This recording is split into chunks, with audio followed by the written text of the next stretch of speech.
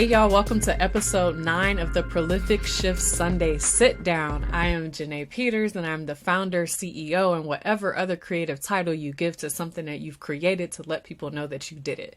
I did that, I'm doing that, and we're at about T minus 7 days before Prolific Shifts officially kicks off. So I'm here today to share with you another Sunday sit down question. Before we get there though, it's important to remember Prolific Shifts is a space where we're shifting all ways and in all ways. Tagline again. I'm coming at you live. But honestly though, so with this mission, so Prolific Shifts is on the one hand, a cohort community that was created for Black educators to have space to develop personally and professionally. And this extension, this video extension, is for anybody who's ready for a shift. Anyone who's asking questions of their lives and what they desire, what they need, and whether or not they're in alignment, this is a space for you. And that's important it's important to me that you all know that and that this space exists. So last week's question asked, what line of inquiry is guiding your life this year? And if you couldn't identify that, it asked, what line of inquiry would you like to guide your life this year? The action item was to reflect upon signs or reminders that you have received that remind you of your what and your why. So remember, mine was about what's my assignment? What am I here to do? And what does that look like to do it? This week, we are in the same vein. We're at the end of that question though. So I offered that Zora Neale Hurston's Their Eyes Are Watching God had that amazing line that said, there are years that ask questions and years that answer. So we were on that question portion for last week, and this week we're moving on to the answer portion.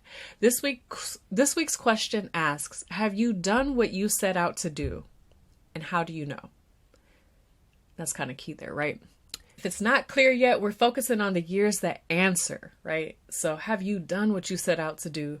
And I hope, I guess it would depend on where you are in your journey or on your journey or in your story, how you answer this. But when I say it, I don't necessarily mean it to be, have you fulfilled your life's purpose, right? Because most of us haven't and maybe shouldn't have, or if we have, I guess it's possible to peak early. We do that too.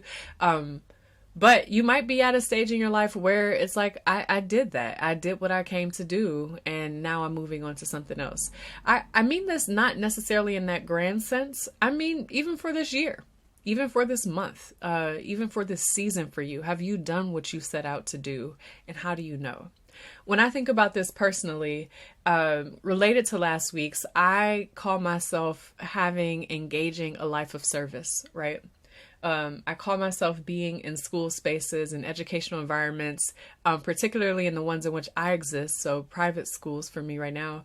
And I think about my work in that space as providing access, opportunities, and the potential, the capacity for mirrors and windows for students who have something that they share with me identity-wise, whether that's other Black students. I'm not a student right now. Whether that's Black students, women students, whether it's students who really strongly identify with their intellectual self, whether it's students who are from places like where I'm from, something like I see myself as providing something that might not otherwise exist because not many people who are from where I'm from, who hold the identities that I hold, exist in the schools where I am or stay there for a long time. And so that's what I set out to do, to be that person, to hold that space, to support students, to lift them up, to be a source of unconditional positive regard for students who come my way.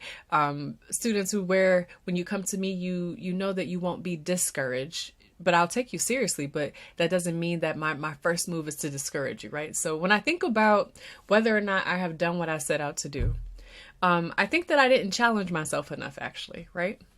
I think it's not enough just to be. It's not enough just to exist. And I've done a little more than that, but that wasn't how I framed my work in these spaces. But when I do think of how I've interacted with that question, how I answer that, I do think that I have made a concerted effort to always hold inquiry, hold curiosity, hold compassion, hold empathy for students and what their experiences are, what their contexts are. I think I have for sure been intentional about being open to students' possibilities. I think I would like to have been a little better about that, especially in the past with colleagues. I think I got there, but I wish I had some intention there too, because it takes all of those systems to be working for it to work. And so how do I know? I know because I ask for feedback. I ask for feedback, and even when I don't ask for it, I think I receive affirmation. I receive a reach out, continued relationships with students over time and space. Just little notes that let me know that there was something about what we created together that they could trust, that they could lean on, and where they could grow.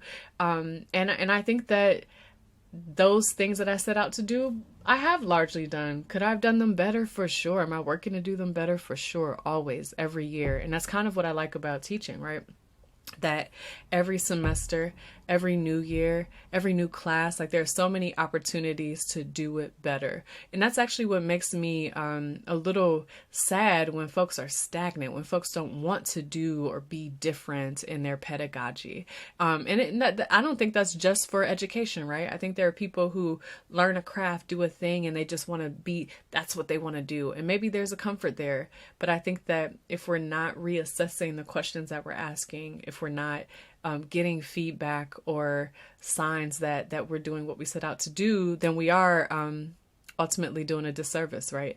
So the question is, have you done what you set out to do, and how do you know?